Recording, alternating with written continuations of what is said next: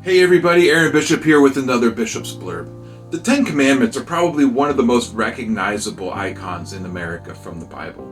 These commandments, they form a foundation of action for all who wish to enter into relationship with God of the Bible.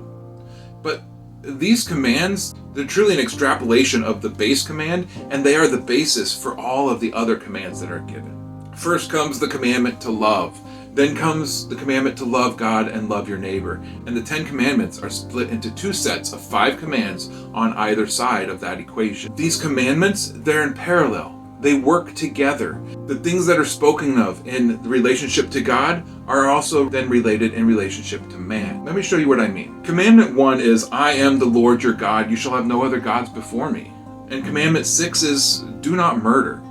Now, when we examine these together in parallel, we find that it's speaking to the idea of not denying the existence of another, not denying the existence of God, and not denying your fellow man the existence that God has given him. Command 2 is to make no graven images. It's a command against idolatry.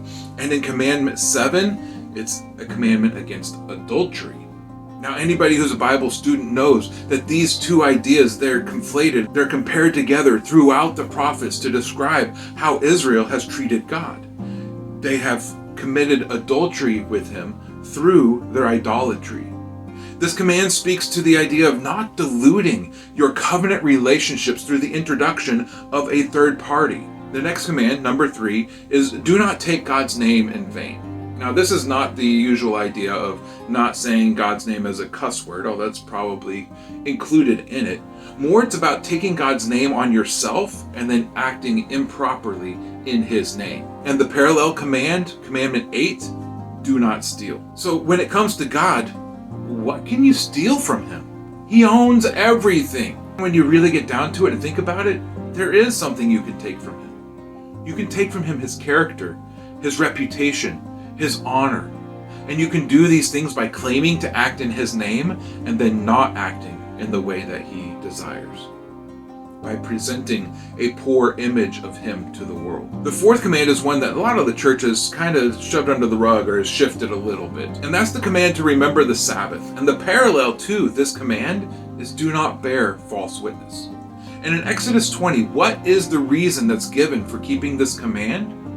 Because God created the heavens and the earth in 6 days, and he rested on the 7th. When we keep the Sabbath, we're bearing witness about God, just as we should bear proper witness about our neighbors. And the 5th and the 10th commands, honor your father and mother, and do not envy your neighbor's things.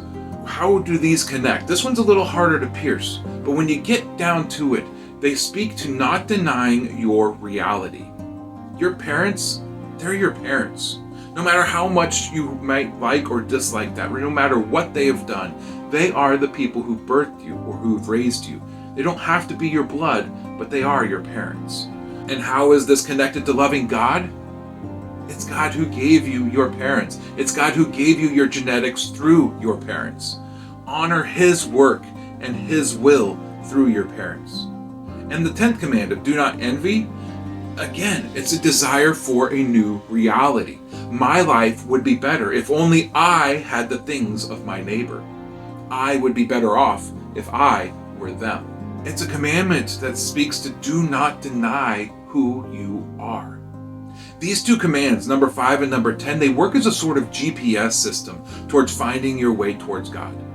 Commandment 5 is where you start. It's your start point. And commandment 10 speaks about your destination. Know where you began. Know where you're going. When you misidentify either end of that equation, you're gonna miss the mark. But only through knowing both, where you started and a proper destination, only then can you get to where you should be.